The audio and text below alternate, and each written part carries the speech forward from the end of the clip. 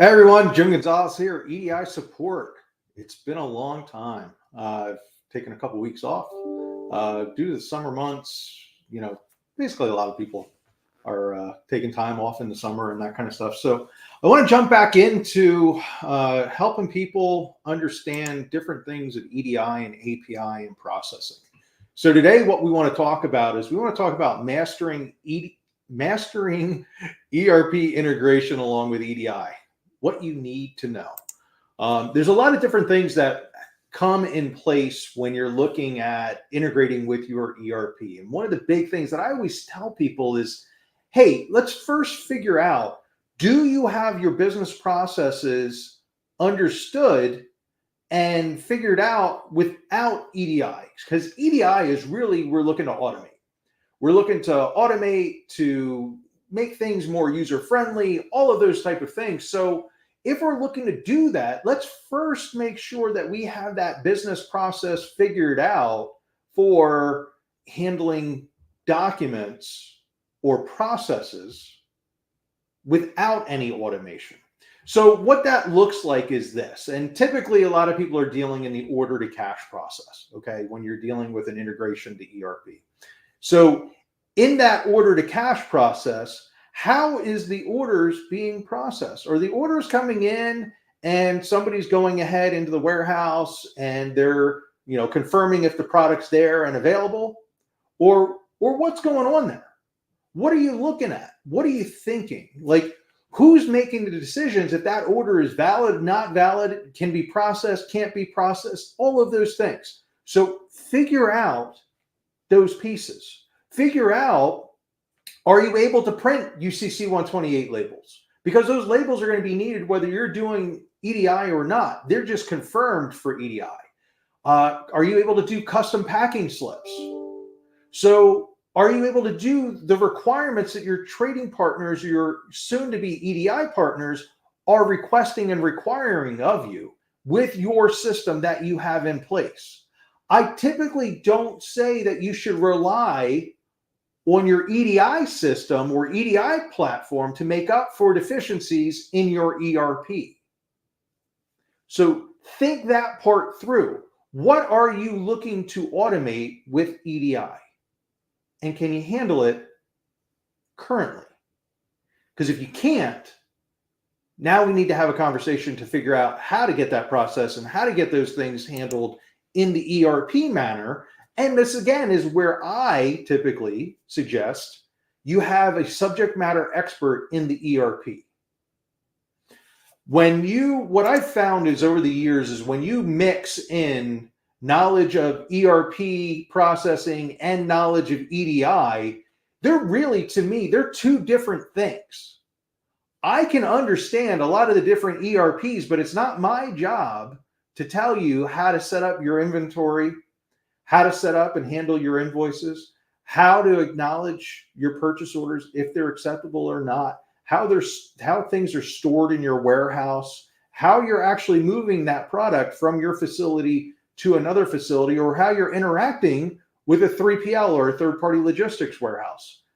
A lot of times, those people and those individuals that know your ERP and know inside and out and can tell you, oh, well, NetSuite can do this, or Acumatica can do this, or SAP can do this, or hey, there's a little bit of a deficiency here, so we need to have a certain add-on. And here's a range of add-ons that you can use to make up for that deficiency.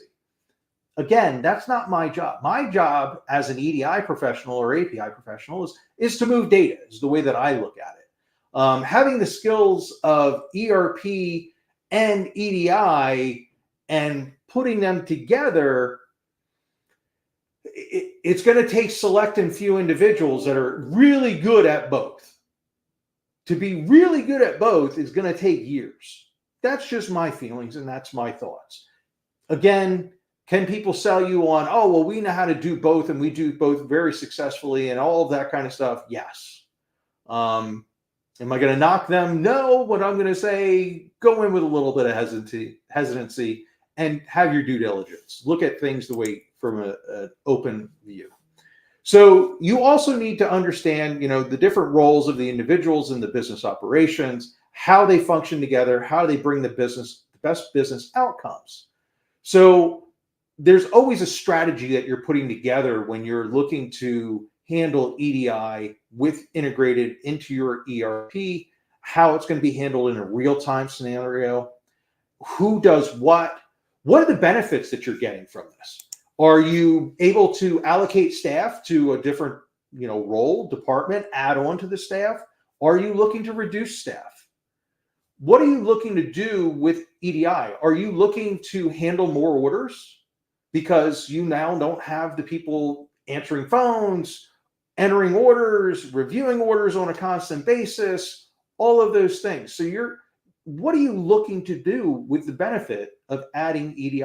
Is it to expand your business because maybe the trading partner requires it? Again, you have to look at it from what is it doing? How's it going to help you? What's the benefits? A lot of times benefits is time, is money, processing, error resolution, all of those things, and figuring out where maybe you have some stopgaps. So the benefits: streamlining processes, reducing manual entry, data entry errors, enhancing supply chain visibility and efficiency. Real world examples from your experience where ERP integration led a significant improvements is dealing with time, money, all of those things, and people understanding that through an integrated manner, you can make a lot more money because you have a lot less staff being involved. You have a lot less deficiencies and being error prone. One of the perfect things that we just took notice of is we had a client that reached out, or a prospect, I should say, not a client. Hopefully they become a client, but a prospect reach out and ask us questions as to, hey, can you take a look at our system? Because we want to, we want to make more efficient moves. And we don't want to have to be chasing our tail, because remember, there's bad data in is bad data out. So you can help that with your EDI system and with your ERP integration by doing checks and balances, by having error resolutions that are in there. Okay, how do we handle if we get a failed 997? How do we handle if we get, an 824 that comes back, or an 864 that comes back and notifies us of issues in our system? How do we even know that we got those documents? Again, ERP integration with EDI, with error trapping, with all of those things makes up for real-time issues. If you're chasing the issues, you're going to have a problem. If you're capturing them as they come in a real time, and then you're resolving so that you can take care of that issue, maybe it's data related, maybe it's setup related, maybe it's mapping related, any of those things. There's always, challenges in the ERP and EDI integration. Those challenges a lot of times can be resolved through planning, making sure that you're building out a project plan, making sure that you're building out a true understanding of how long it's going to take. I commonly see a lot of people building out ERP integrations with EDI, and they're not even understanding that you might not even be a vendor in that trading partner that you're trying to set up. So if that trading partner doesn't even know who you are, and you don't have a vendor number, or they're not even having you on their list of people that they need to work with to get EDI in place, well, you're not looking at realistic timelines, because they don't even know who you are, or you're number 50 on their list. So again, it's figuring out project planning, true timelines, realistic timelines. A lot of ERP integrations that I've seen, they'll say, oh, well, we want to do EDI integration with a brand new ERP system. Okay, when are they supposed to have that ERP live and ready for you? Well, it's supposed to be in 2 months. Well, when did they start? Well, they just started. Most ERP integrations and most ERP systems, rolling them up and getting them ready is not going to be done in 2 months when you're looking at those two moving parts interacting together. Because most new ERP systems are not up and running in 2 months. It's just a fact. So now you're trying to put EDI in place when your ERP truly isn't even ready for it. That's a conflict. That's an issue. So if your ERP staffing is telling you unrealistic expectations, there's going to be a problem. Most people are looking for a yes. Well, people that have been in this industry long enough understand when to say no, or when to bring up an issue and say, hey, I don't think we're going to meet those deadlines. Those deadlines are unrealistic. It's through years of experience. It's through decades of experience. It's through working with the right partner and understanding when you have somebody that is truly just focused on sales and when people are truly there to help. And if the sale occurs, the sale occurs. If it doesn't, we wish you the best. That's typically what you want, So challenges during the ERP and EDI integration, you're looking at things that people are not being taught truth of. People aren't taking an in-depth approach of looking at all the moving parts in your EDI and in your ERP and bringing all of the teams together, because you have to make sure that all of the teams are aware of everything that's going on. If your accounts receivable is going to be responsible for EDI, well, guess what? They need to be at the forefront. They need to know about the EDI platform that's being chosen. They need to understand all of the things that they're going to have to do and handle on a daily basis. So think of it that way. A lot of challenges can be answered when you have the right team members involved. And again, you set out the right project plan, right timeline, all of those things, and those expectations are set appropriately. So there's different things for a lot of people that are, looking at EDI and ERP integration. And you have to understand, do you have the right ERP? Because if you feel as though you don't have the right ERP, now you're enhancing it with EDI or automating it with EDI, and you're just going to extenuate those issues. Because now, in an order to cash process, you're looking to do more orders. So if you already have issues and you're doing manually 2 orders, imagine now you automate it and you got 200 orders. Well, that issue went from here to here or to here. So think about it. Understand it. Have your people involved. I've seen a lot of times when companies come in and they say, oh, well, we want an ERP, we want EDI integrated with our ERP, but they hide their ERP consultants or their subject matter experts behind a litany of people. So we as integrators and EDI and API people, we're limited to that interaction, and we're like, hey, our 2 teams need to work together. We need to have interaction with your subject matter expert when it comes to the ERP. And that's a lot of times where I tell them, we're not your ERP subject matter expert. So if you don't involve them, and we're going to be looking to you to give a thumbs up or an approval on a business process that we're trying to automate or that we're trying to figure out because maybe you haven't figured it out. So pre-planning, thinking about these things, getting these conversations generated is only going to make you successful. Going through and building out a step-by-step guide and building out information or questions that you need to think of and having a brainstorming session.